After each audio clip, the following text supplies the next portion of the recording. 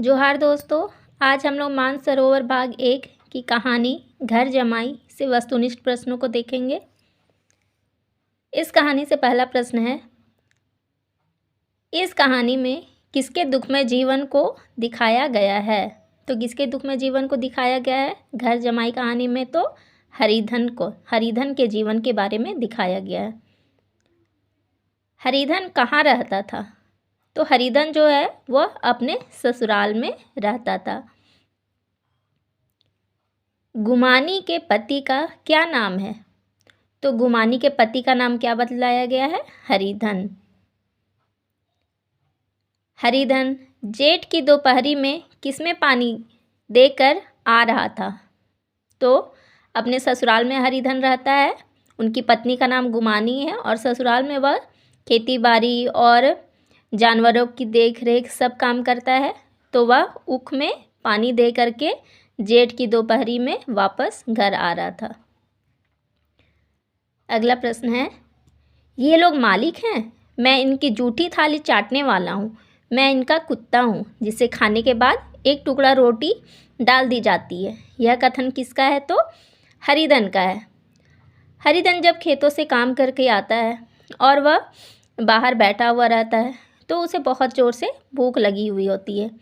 तभी उसकी पत्नी बाहर अंदर से आती है और बोलती है, जाकर पानी ला दीजिए।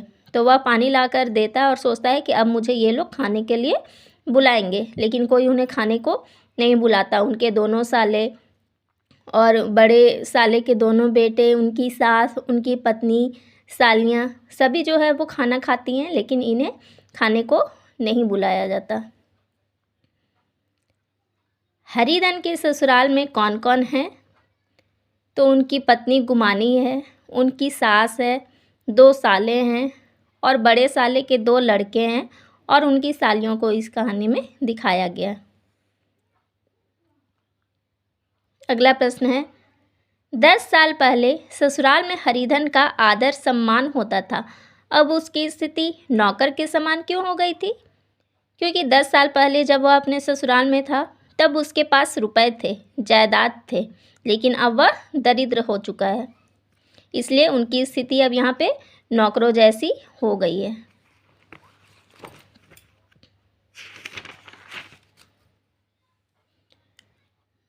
अगला प्रश्न है, जिस समय हरिधन की माता का निधन हुआ उस समय उनकी उम्र कितनी थी? तो जिस समय हरिधन की माता का निधन हो गया था उस समय हरिधन की उम्र 16 साल थी और उनका विवाह हो चुका था। हरिधन के परिवार में कौन कौन थे? तो उनके अपने घर में उनकी माता थी जिनका निधन हो चुका था, बहनें थी जिनका विवाह हो गया है, घर में एक बुआ थी जो उनसे बहुत प्यार करती थी और उसके कोई भी भाई नहीं थे। और उनकी माता के निधन के बाद उनके पिता दूसरी शादी कर लेते हैं, तो उस घर में उनकी नई माँ भी आ जाती है। नई माता से उनका रिश्ता कैसा रहा है? तो नई माता शब्द के स्थान पर पाठ में कुमाता शब्द आया है, तो उनके साथ हरिधन का रिश्ता कैसा रहता है? तो वह उसे नकली माँ ही समझता है। वह बोलता है कि नकली माँ से बात तक ना की, कभी उसके पास ना गया। हरिधन जो है वह अपनी माता के निधन से इतना दुखी था और उससे भी ज़्यादा दुखी था कि उनके पिता ने दूसरी शादी कर ली थी, तो वह अपनी दूसरी माता से कभी बात भी नहीं की और ना उनके पास कभी गए। हरिधन अपना घर छोड़कर ससुराल क्यों चले गए? क्योंकि उनकी जब दूसरी माता आ गई तो उस घर में रहने की उन्हें बिल्कुल भी इच्छा नहीं होने लगी, इसलिए वह अपनी दूसरी माता के आने पर घर को छोड़कर ससुराल चले गए। अगला प्रश्न है, हम लोगों की बराबरी करते हैं, यह नहीं समझते कि किसी ने उनकी ज़िंदगी भर का बीड़ा थोड़े ही लिया है। 10 साल हो गए, इतने दिनों में क्या 2-3 हज़ार ना हड़प गए होंगे? तो यह कथन किनका है? तो हरिधन के बड़े साले का। वो बोलते हैं, जब ये लोग बैठकर खाना खाते हैं और हरिधन को नहीं बुलाया जाता, जिस पर हरिधन क्रोधित होते हैं, तो उनके बड़े साले बोलते हैं कि ये हम लोगों से बराबरी करते हैं और नहीं जानते कि इस घर में वो बोझ बनकर बैठे हुए हैं, 10 साल से यहाँ पड़े हुए हैं, और अगर उन्होंने कुछ पैसे दिए भी थे तो इतने दिन में तो उतने उन्होंने खा पी कर हजम कर लिए। अगला प्रश्न है, हरिधन ने अपने पिता की मृत्यु के बाद अपने घर जाकर अपने हिस्से के सब चीज़ बेचकर कुल कितने पैसे अपने सास को दिए? तो जिस समय उन्हें सूचना, वो तो अपने ससुराल में रहते हैं, जिस समय उन्हें सूचना मिलती है कि उनके पिता की मृत्यु हो गई है तो वह अपने घर जाते हैं और सारा क्रियाक्रम होने के बाद वो अपने हिस्से की सारी चीज़ों को बेच देते हैं और उनसे जितने भी पैसे होते हैं तो वो ला करके अपनी सास को देते हैं। और कितने पैसे देते हैं? 2000 रुपये। 10 साल हो गए, एक पीतल का छल्ला नहीं बना। घर से निकलते तो जैसे इनके प्राण निकलते हैं। यह कथन किसका है? गुमानी का। जब हरिधन अपनी पत्नी से भी गुस्सा होते हैं और बोलते हैं कि वो सोचते हैं कि क्या मेरी पत्नी को भी नहीं नज़र आता कि मेरे साथ इस घर में कैसा दुर्व्यवहार होता है, तब वह गुमानी बोलती हैं। अपने पति को डायरेक्ट नहीं बोलती है, वो मन में सोचती है कि आखिर 10 साल हो गए, अभी तक एक पीतल का छल्ला भी नहीं बना पाए। अगर ससुराल में ना रहकर घर जमाई ना बनकर ये बाहर निकलते और कुछ पैसे कमाते तो ऐसी स्थिति ना होती। अगला प्रश्न है, हरिधन ने अपने ससुराल से अपने गांव के लिए कितनी दूरी का सफ़र पैदल तय किया? तो 30 मील का सफ़र तय किया था 5 घंटों में। जब उनका वहाँ बहुत ज़्यादा अपमान होने लगा, उनकी पत्नी भी उनके दुख में साथ ना देने लगी और वह उनके साथ आने को भी तैयार नहीं हुई, तब वह उस घर को छोड़कर वापस अपने गांव की तरफ लौट आते हैं। और वो कुल कितनी दूरी का सफ़र तय करते हैं? 30 मील का सफ़र तय करते हैं 5 घंटों में। गाँव पहुँचते ही हरिधन अपने किस मित्र से मिलते हैं? तो उनके एक बचपन के मित्र होते हैं मंगरू, जिससे वो आकर मिलते हैं।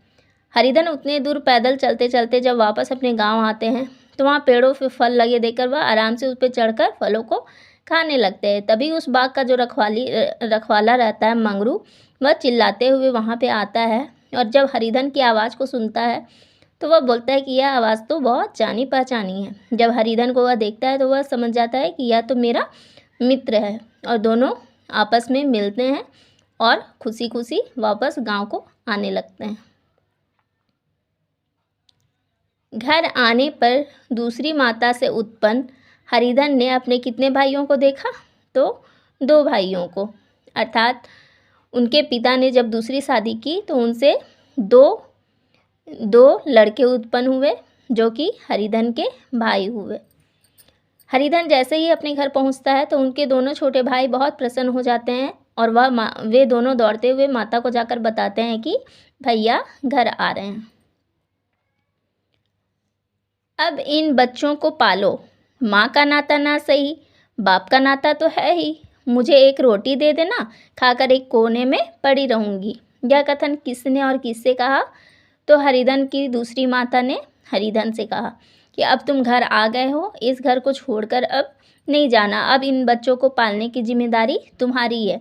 अगर माँ से रिश्ता ना तुम्हें मानना हो तो कोई बात नहीं, लेकिन पिता तो तुम्हारे थे, तो इस हिसाब से तो तुम इनके बड़े भाई हुए और मैं इस घर में कुछ नहीं मांगती, बस मुझे एक रोटी दे देना, मैं एक कोने में पड़ी रहूँगी। घर क्या कर लेगी, ठट्ठा है, बिरादरी में ऐसा अंधेर, पंचायत नहीं अदालत तो है। यह कथन किसका है? तो हरिधन की दूसरी माता ने हरिधन से कहा। जब हरिधन को पता चलता है कि उसकी पत्नी गुमानी जो है उसने दूसरा विवाह कर लिया, तो उसकी दूसरी माता बोलती है क्या ऐसा करना इतना आसान है कि उसने दूसरी विवाह कर ली? क्या बिरादरी में ऐसा अंधेरा, पंचायत में अगर ये बात नहीं सुलझेगी तो हम लोग अदालत तो जाएंगे। लेकिन उसमें हरिधन क्या बोलता है? हरिधन इस बात पे खुश होता है कि चलो कम से कम उस औरत से मेरा पीछा तो छूटा। वो बोलता है कि अब मैं उसका मुंह दोबारा कभी नहीं देखना चाहता और वह हल उठा करके खेतों में काम करने को खुशी खुशी चला जाता है। इस प्रकार इस कहानी से बनने वाले जितने भी वस्तुनिष्ठ प्रश्न थे उसे हमने देख लिया। Thank you.